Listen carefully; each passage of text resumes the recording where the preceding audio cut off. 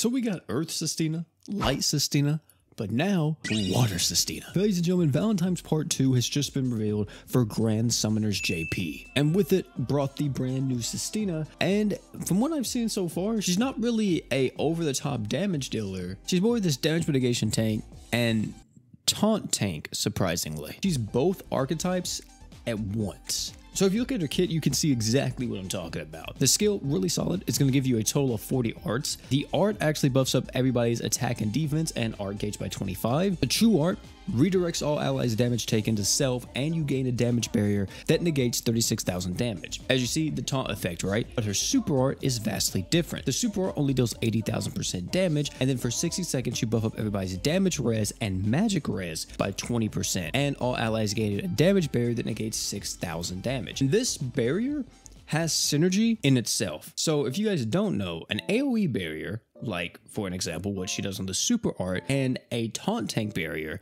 like what she does on the true art, actually stacks. This is the only way barriers in the game stack with each other for the most part. So if you have the true art up plus the super art, you actually have a 42,000 barrier with 20% damage res and 20% magic res. Not only that, if you look at her abilities, she has a few things that are pretty cool, like paralysis resist, increase on art gauge when near death, but her other one, which is her unique passive, every Cestina pretty much has this to an extent. When you're near death, you heal your own HP by 100%, and then for 10 seconds, you increase your own damage res by 20%. To me, 10 seconds of 20% DR seems kind of whack. I'm just gonna say, like, why do you have to try so hard for only 10 seconds of DR? The near death though, this definitely will help you out a lot, because if she ever is getting close to dying, as she's tanking, she's gonna instantly heal and she's gonna be a little bit tankier. But why not also give her art gauge or something else on this unique passive instead of just only damage res? Also, this passive is counterproductive to her last passive that gives her 6 art gauge when near death. If you're near death and you heal your HP by 100%, the second ability doesn't come into play until you get to near death again.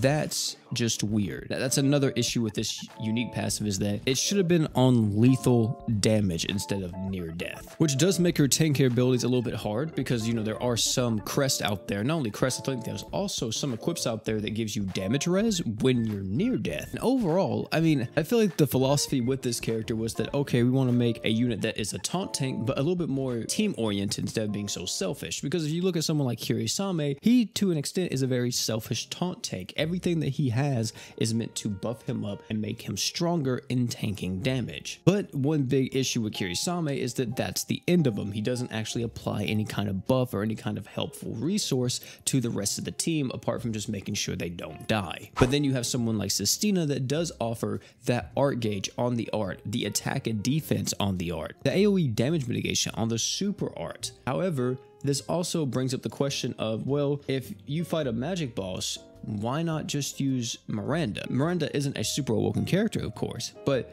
just how Miranda is on her own, she may be a better tanking unit, so she does have more innate damage res to herself and a stackable magic damage buff too to help any of her magic damage dealers. I don't want this to come off as, oh, Cestina bad, but this is another character that I am very much mixed on. So yeah, all in all, I don't think this character is terrible, but I don't think she's, I don't know, I just don't see a spot where she fits in a lot of the different metas at the current moment. I mean, I guess she's definitely going to be used as Water's taunt tank, but Water has Emiya. I don't think they need a taunt tank. But yeah, that's pretty much all I gotta say, man. Artwork, top notch, right? Looks really cool. I didn't get to see any animation, so maybe there will be some animations on this video by the time this comes out. But yeah, Water Cestina.